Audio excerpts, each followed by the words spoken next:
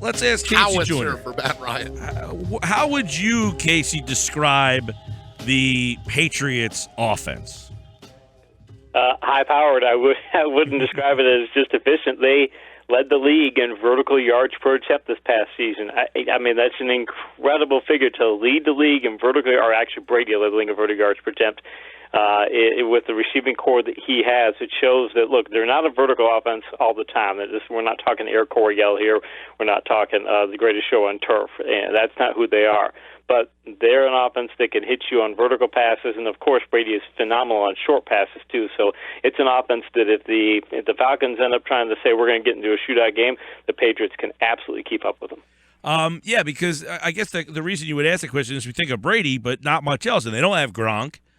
So really it is spin the wheel and see who turns up for that week, right? I mean, who is kind of the focus of that offense?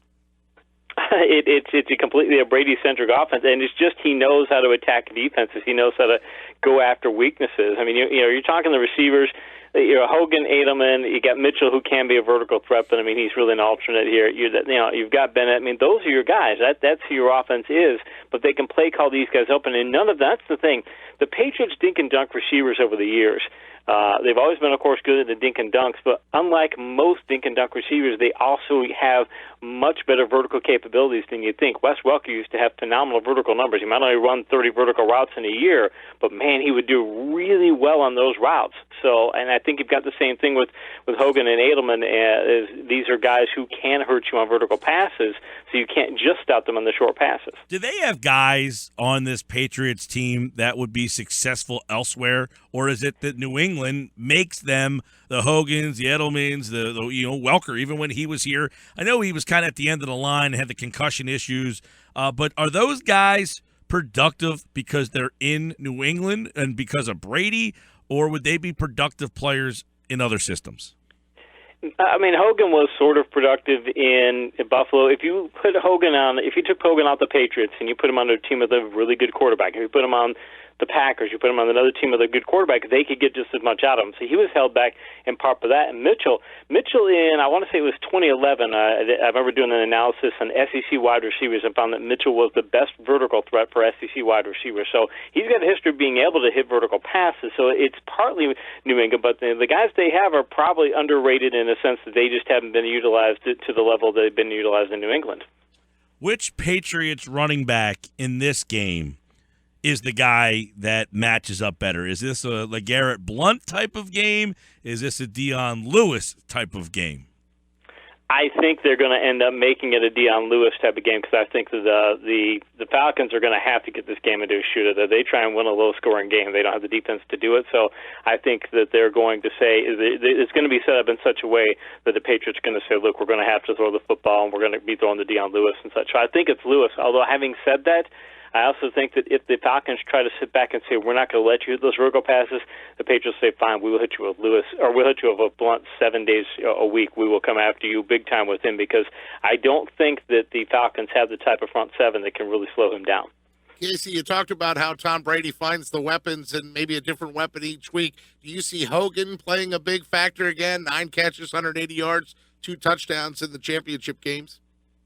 Yeah, I think that he's going to be very much the vertical threat. Wouldn't be surprised that they have some special plays for some of the. Wouldn't be surprised if they have special plays for Mitchell. Wouldn't be surprised if they or the throw Edelman in on a vertical route. But I have a feeling that if they're putting together their game plan for vertical passes, that Hogan is going to be their guy. I mean, he's not an elite vertical receiver, but you have to respect him on the short passes, and they can play call him open. They could use route combinations that will get him in good situations. And if he gets in good situations, Brady's good, and we saw this in the playoffs too. He's good at being able to throw a deep pass that he gives his receiver a chance to catch, but if it isn't caught by his receiver, it's not going to be caught by the defender. He's exceptional at that, and it maximizes when they do get Hogan open. We hear so much about Tom Brady, but how about the Patriots' offensive line? How do they stack up? Because we don't hear as much about them. Yeah, the Patriots offensive line, they're good at run blocking. They're not great at run blocking. They finished 18th in the league in my good blocking rate metric that measures how effective an offensive line is at giving its ball carriers good blocking. So that's solid. It's good enough. The year before, in 2015, they were near the bottom of the league, so they've improved enough to the point to where you can't just say they can't run the football. They can do that. They can do it somewhat effective, but it's not going to be a strong suit for them. They'll use that if Atlanta puts them into a situation where they can use that. And the Patriots were ranked tied for sixth in the league in quarterback sacks allowed. That's not all the offensive line. A lot of that is Brady, but again, the year before was probably more of a liability. So this is a situation where in 2016 the Patriots offensive line is not something where if the Falcons you're looking at it going, we're definitely going to win this matchup. KC Joyner is with us, ESPN.com NFL Insider, and the Patriots offense we're taking a look at first here. Brady is so excellent at what he does, but no Gronk in this game.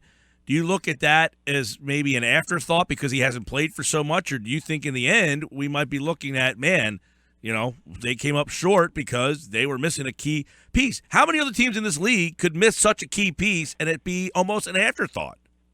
Yeah, it does say so. The thing is that if you are looking for the type of receiver to make a jump ball catch in the end zone, you're looking for that type of receiver. You're looking for somebody who can run the seam and such. I mean, they're going to be limited in that sense. They're not going to have those same kinds of the plays available to them. And the thing is that if you take Gronk out and you say, okay, they're missing that big play element. In the rushing game, I talked about how they are with their they're middle of the road on rushing and good blocking rate. The Patriots are 26th in the league in rush yards per attempt, and they are 19th in good blocking yards per attempt. So they're not very good at hitting home runs in the running game either. So, I mean, it's a couple of areas where in the past they used to be able to hit home runs in the running game. They used to hit home runs with Gronk, and now they can't do that. So I think if you want to use a baseball analogy, this is a team that used to hit a lot of home runs. Now they're a team that has to hit a lot of doubles and triples to get their points. Casey, we all pretty much think that Brady is one of, if not the best of all time. What makes Tom Brady so special? I'd like to think of what makes him so special is that most quarterbacks, when they have to dink and dunk, and the defense says you're going to need to go 12 plays to go downfield, they'll do it. But quarterbacks are like fastball pitchers in baseball. They want to show off their arms. They want to go, look how fast I can throw this football. Look how long I can throw this football. Look at the big plays I can hit. And they'll lose patience. He doesn't. He will never lose patience. He will. Fine, you want to make us go 12 plays? I'll go 12 plays and score a touchdown, and I'll be just as happy with that as if I hit a 50-yard pass. I think between that and the fact that his bad decision rates, which is a metric I have that measures how often a quarterback makes a mental error that leads to a turnover opportunity, or how many times you're taking risk, he's always near the top of the league in that. He's phenomenal numbers in that over the course of his career. So I think it's his patience and his ability to avoid errors. I think they're elite. I don't think anybody else in the league it matches him in those categories. Yeah, so what was it about Brady that didn't stand out when he was drafted? I mean, he doesn't have, I guess, the great arm and the great, speed and athleticism, but what was it then that was overlooked to now? I think it is the accuracy and the decision making and the fact that it's funny that they talk about strong arms and things. I remember doing an analysis on Chad Pennington, the Jets' noodle-armed quarterback from years ago, and Pennington had. I looked at how he did on certain types of passes, like deep outs and such of that nature, and he didn't throw very many of them. He threw fewer than other quarterbacks.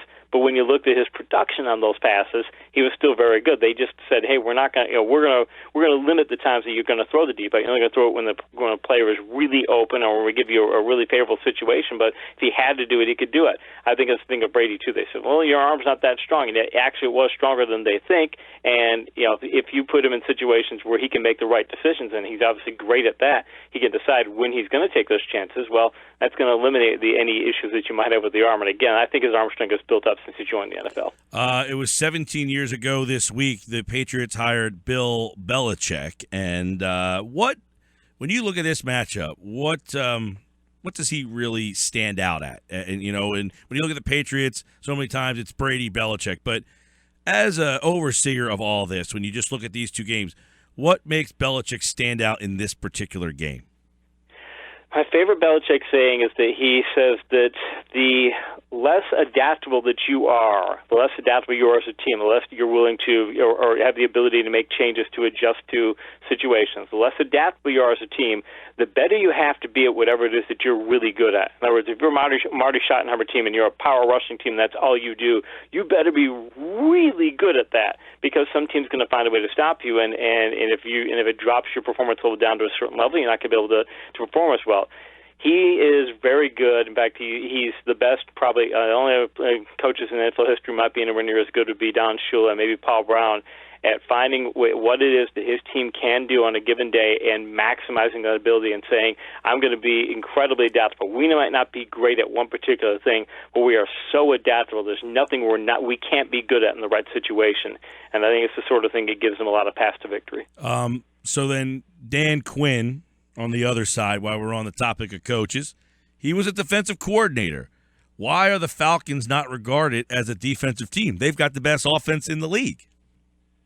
Because they do poorly in a number of metrics. There's almost no metric on defense that you can find for the Falcons where they rank very well. They're 27th in total QBR allowed. They're 29th in yards per rush allowed. They're 27th in passing yards per game allowed. They're 29th in first yards per game allowed.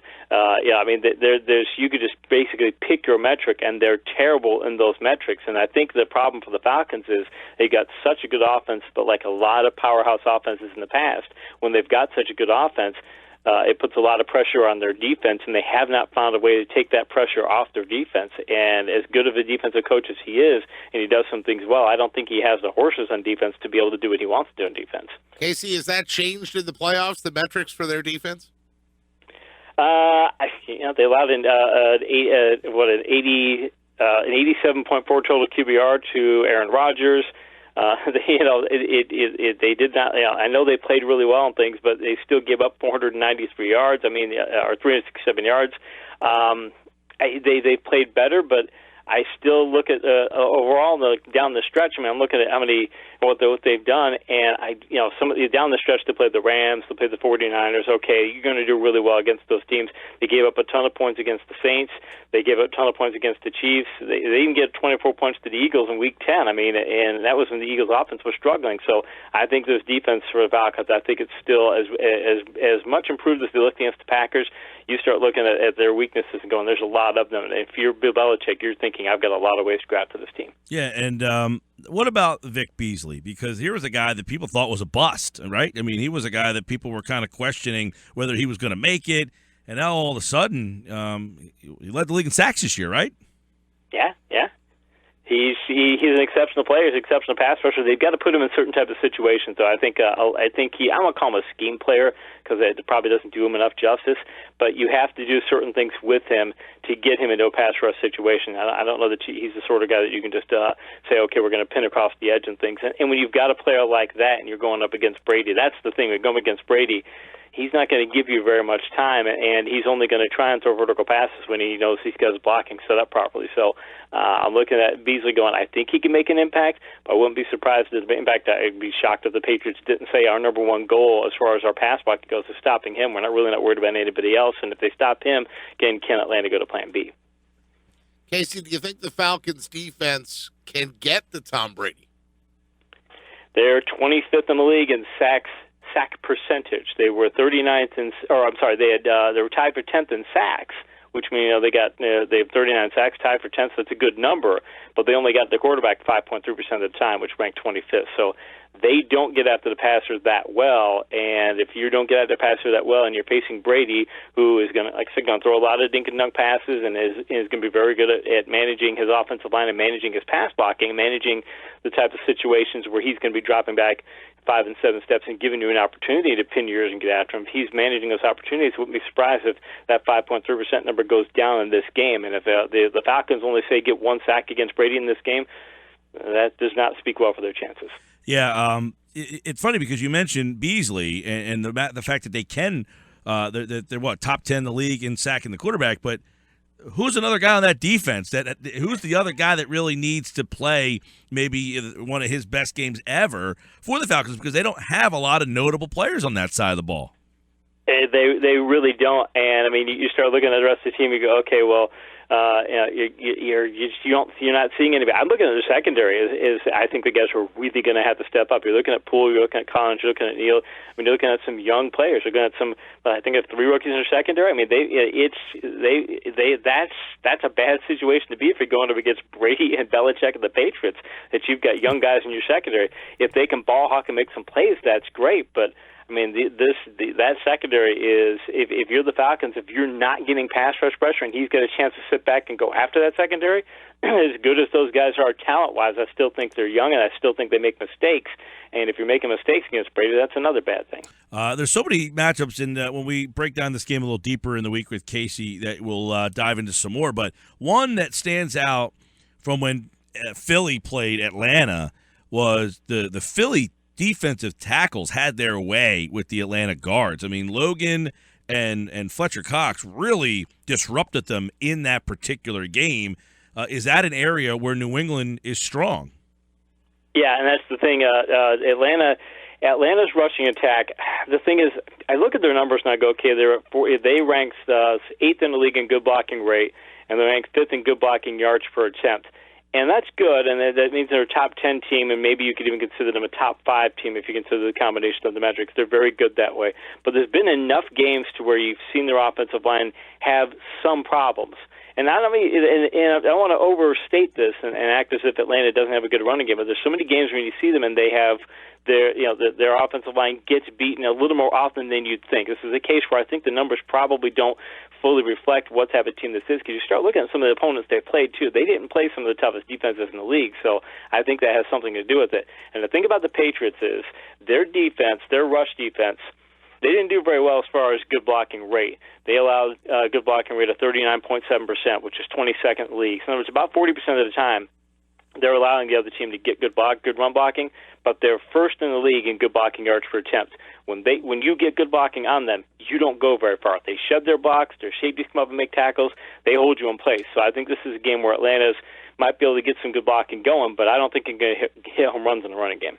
Casey, do you think that Belichick allows Julio Jones to have a big game, or does he take him away and then make the other guys beat the Patriots defense, which Atlanta has shown they can do, win big games without big games from Jones?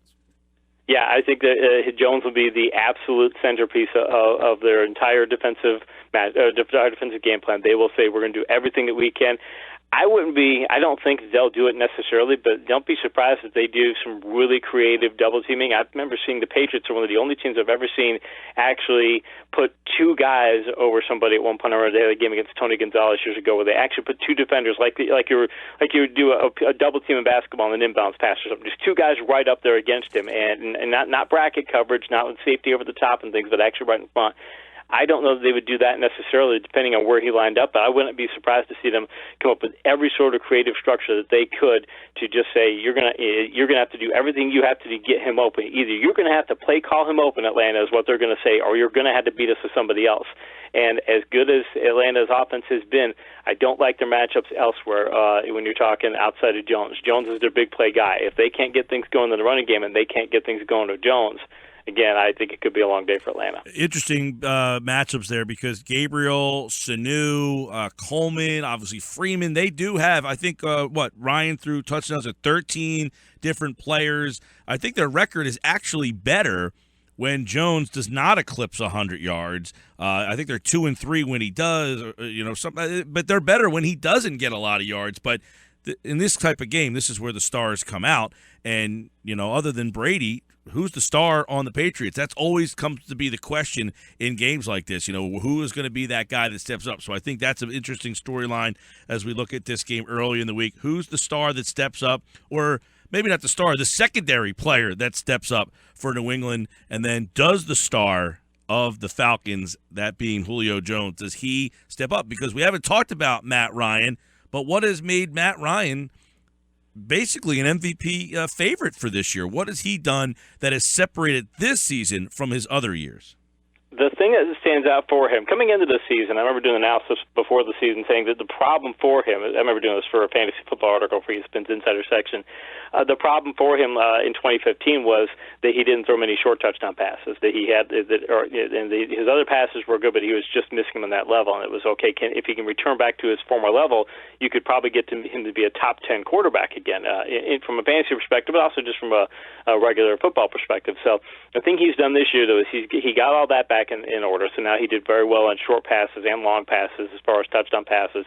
He's been very consistent this year. But here's the thing that where it's, and I don't mean to knock Matt Ryan, but it's the reason I didn't give him my MVP vote this year is so much of his production comes from yards after catch. Now, that's some on him for throwing accurate passes, but when you rank, I think the Falcons rank first in the league in yards after catch, per game. When you have that situation and your quarterback is benefiting that much, it says, okay, the rest of the offense is making him look as good as he is. Whereas I think of Brady, I think it's a lot more Brady-centric. He's not getting a lot of that. He's hitting, he's finding ways to hit receivers, and wherever they are is where they're getting tackled. So I think the difference is that Ryan's got a lot of help around him, which means if you take Jones out of it and you can limit the running game and you can start limiting things for their running backs, okay, now he's going to have to get those other receivers. And as good as the other receivers have been at times, again, I'm not liking if it's Sanu and Gabriel and Hooper. If those are the guys you're trying to beat Tom Brady and the Patriots with, that's not a very good matchup. Fair point. We'll break down this game closer. A lot more matchups to dive into later on in the week. KC Joyner will join us, and we'll get his pick on that. And by the way, it looks like this could be Kyle Shanahan's final game with the Falcons. What kind of game plan does he come up with against Matt Patricia's defense? I'm sure Belichick has a lot of input on that as well, so could be very interesting. Kyle Shanahan drawing a lot of praise for some of his game plans throughout these playoffs. We'll dive into that deeper later on in the week. KC Joyner here on the Sports Buzz. I've been told that I can't bring up the Rumble with you, right? No, I saw the Rumble. I was just mentioning it that I didn't watch the whole thing because I wanted to watch it with my son when he gets home. The timing of it was, he's in elementary or he's in middle school, so he had to get up in the morning. So I'm like, okay, I'll watch it with you when you get home. So all right. Well, I thought it was an A+ show until the Rumble match. Really? Didn't like the Rumble match. Well, Orton won, but didn't Braun Strowman, didn't they give him a big run to destroy people and trample him from Monster Hill? Yeah. I just didn't like it. They top-heavied it a lot towards the end. I didn't like the way they top-heavied it, but I don't know. I guess a lot of those guys in their 50s, I can understand it. If you're in your 50s, you got to get in it. You got to get in at 28 or something. You can't be doing number one at 50. KC Joyner, everybody here on the Sports Bash. We'll get his pick later on in the week. KC, we'll talk to you then. Sounds good, man. Appreciate it.